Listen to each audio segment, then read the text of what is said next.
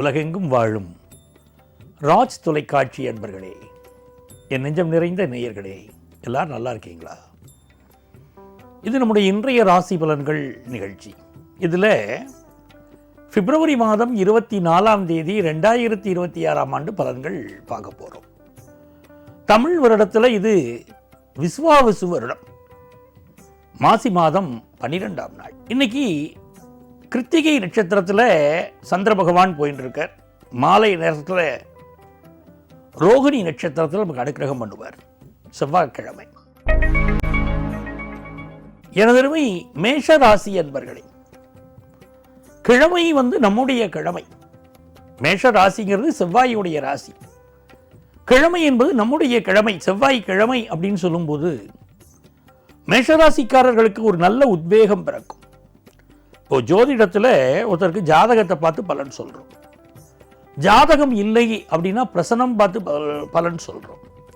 சில நேரங்களில் அவர்கள் பிறந்த கிழமையை வைத்தே பலன் சொல்லுவோம்.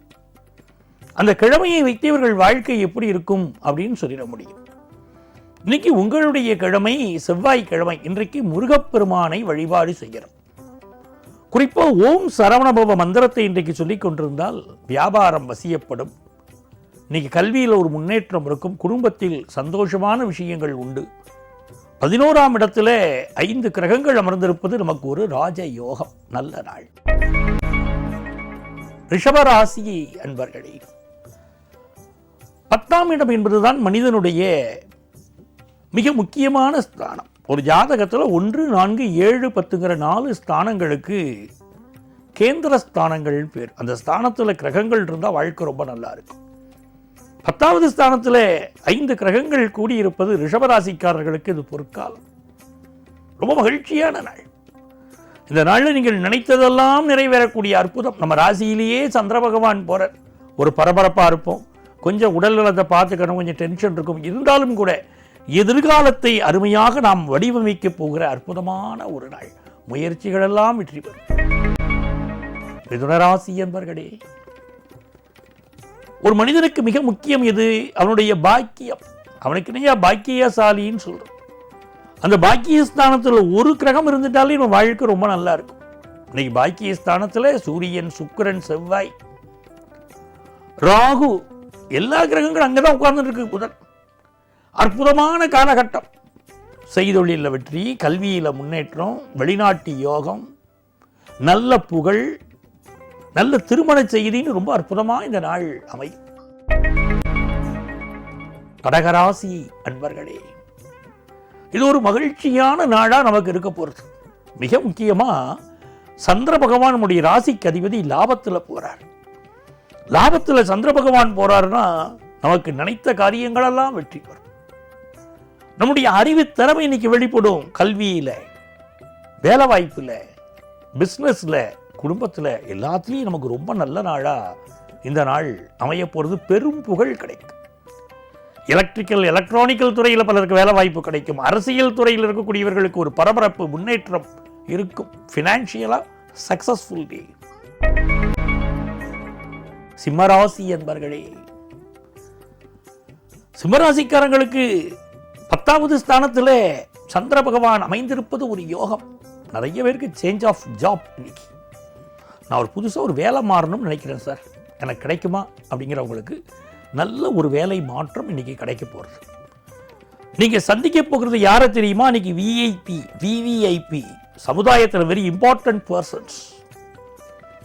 உங்கள் வாழ்க்கையை உயர்த்த போகிற நபர்கள், உங்கள் செல்வாக்கை உயர்த்த போகிற நபர்களை இன்னைக்கு சந்திக்க போறீங்க. வாழ்க்கையில் ஜெயிக்க போறீங்க.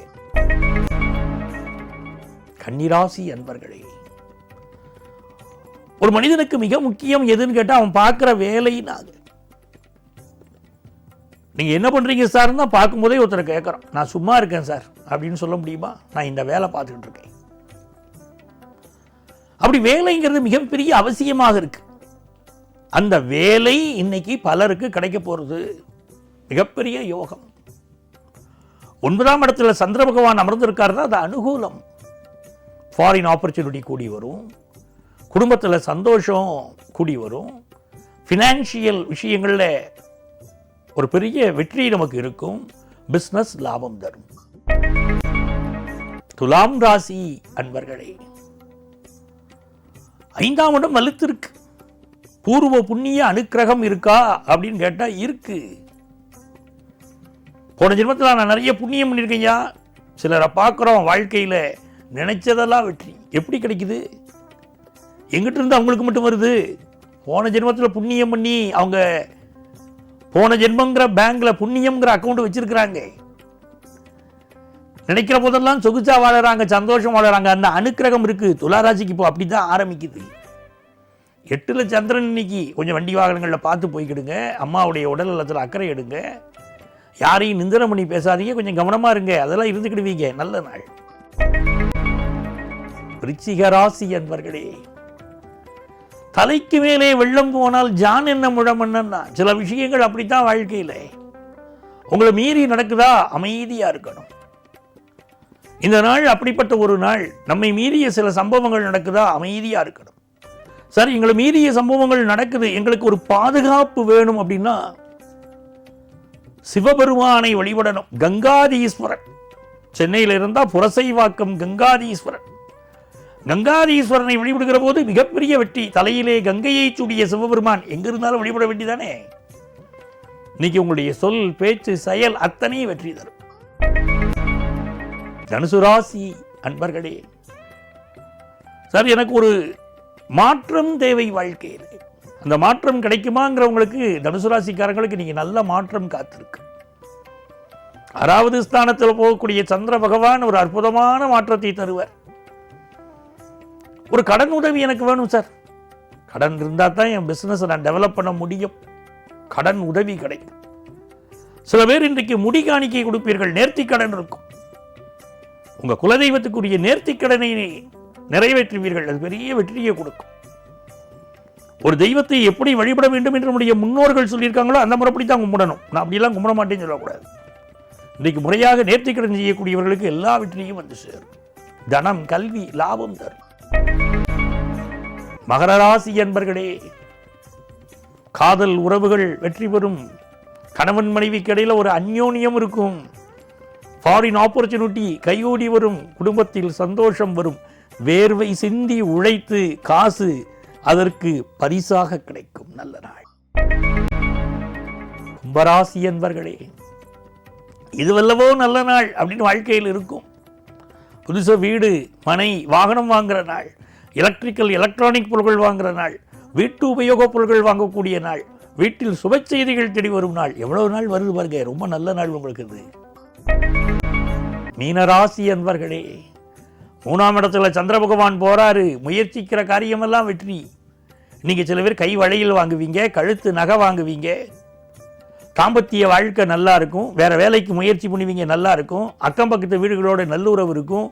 ஆஃபீஸில் கூட ஒர்க் பண்ணுறவங்களோட நல்லுறவு இன்னைக்கு இருக்கும். நண்பர்களே, நாளைய பதிவில் மீண்டும் சந்திப்போமா?